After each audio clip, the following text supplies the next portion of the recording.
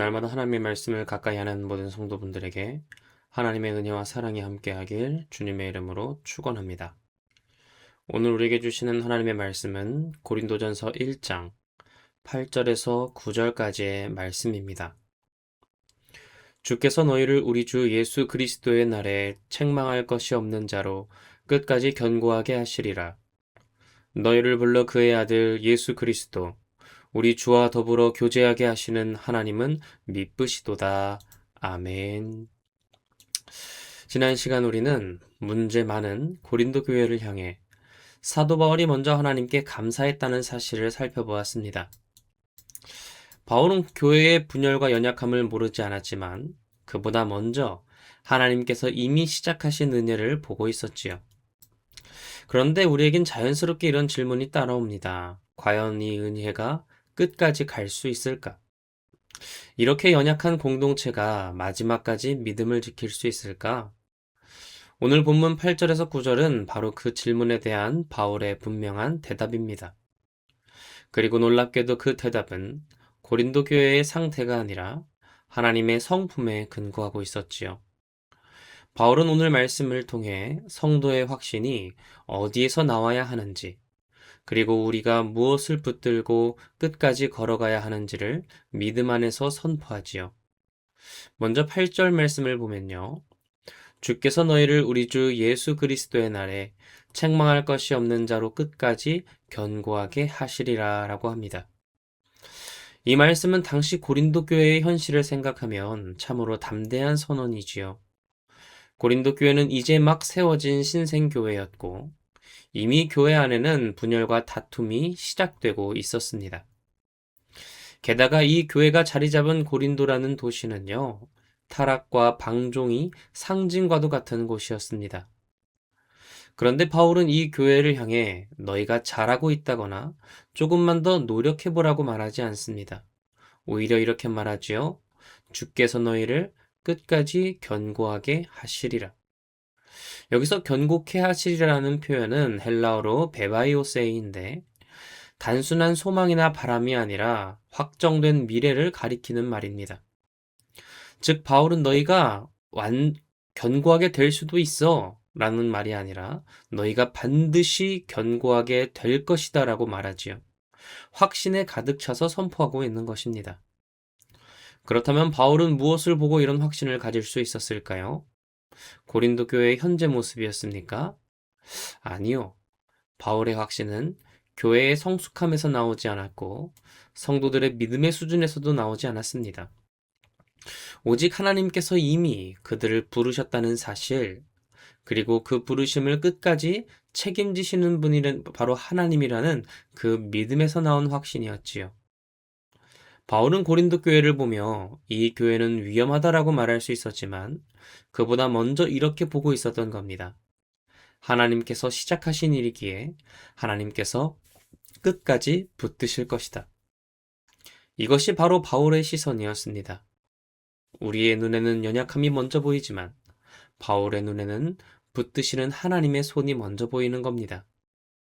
그래서 바울은 흔들리는 공동체 앞에서도 절망하지 않았고 끝까지 견고하게 하실 하나님을 담대하게 선포할 수 있었던 것이죠. 그래서 바울의 이러한 믿음은 8절에서 이렇게 드러나는데요.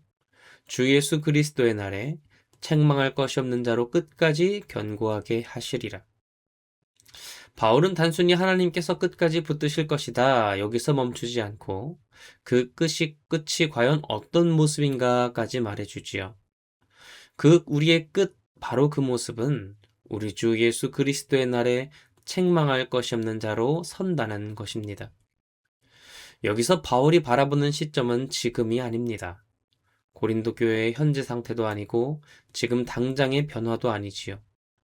그의 시선은 우리 주 예수 그리스도의 날, 곧 마지막 날을 향해 있습니다.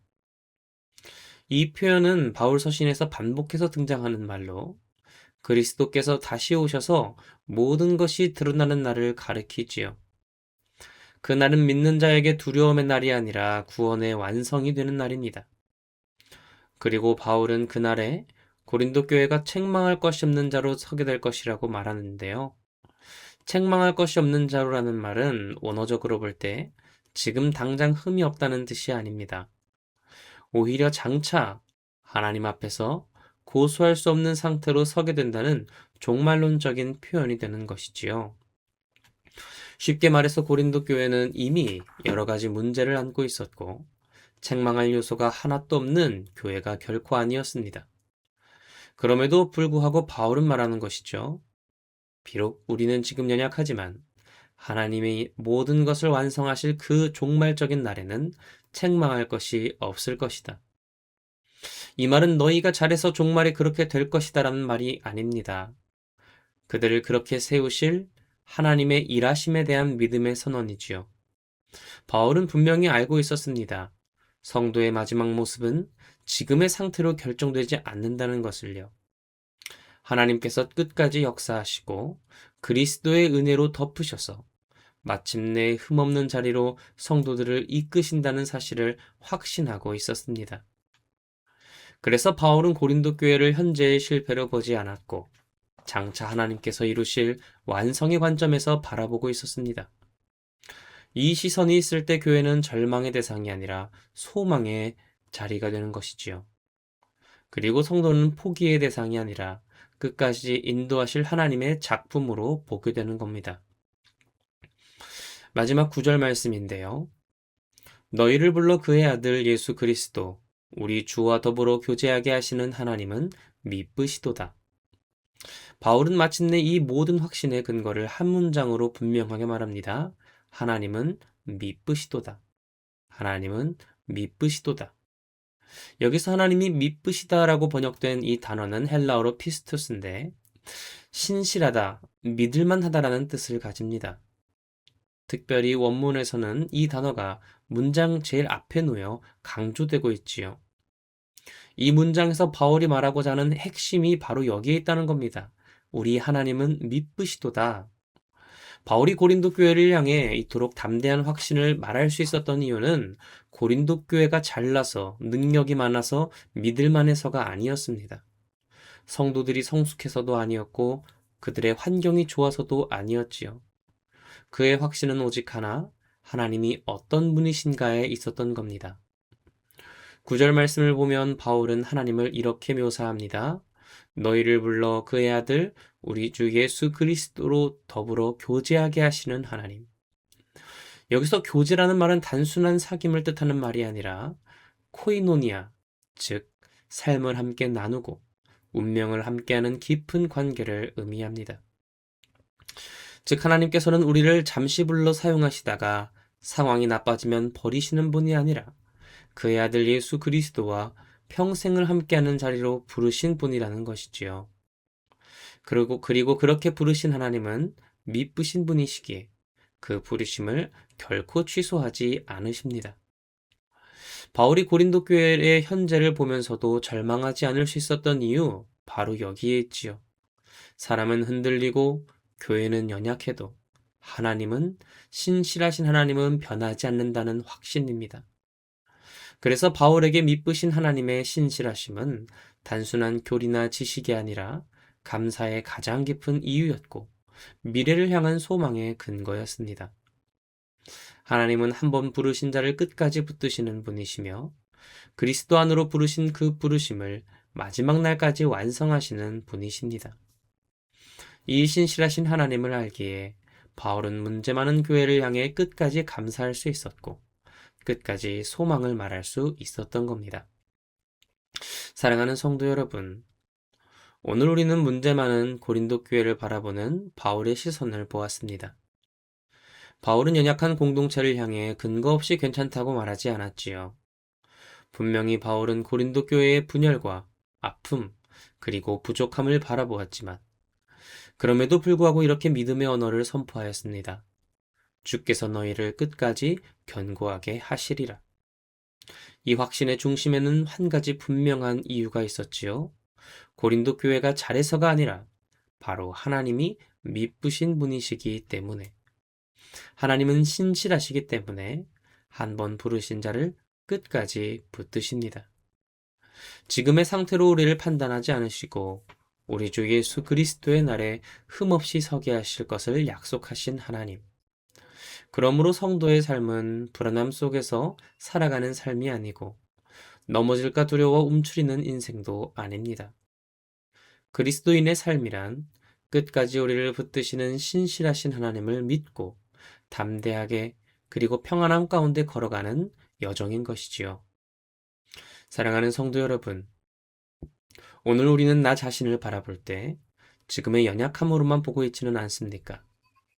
오늘 우리 화평교회와 한국교회를 바라볼 때 부족한 부분만을 바라보며 한숨 짓지는 않는지요? 그렇다면 오늘 말씀을 기억하여 우리의 시선을 돌이켜 미쁘시고 신실하신 하나님을 바라보길 원합니다. 하나님께서는 우리의 부족함에도 불구하고 끝까지 붙드실 것이며 마지막 날까지 우리를 온전하게 변화시켜 나갈 것입니다. 끝까지 책임지시는 하나님을 믿고 끝까지 교회를 사랑하며 끝까지 믿음의 자리에서 흔들리지 않고 그 믿음 위에 바로 서기 원합니다.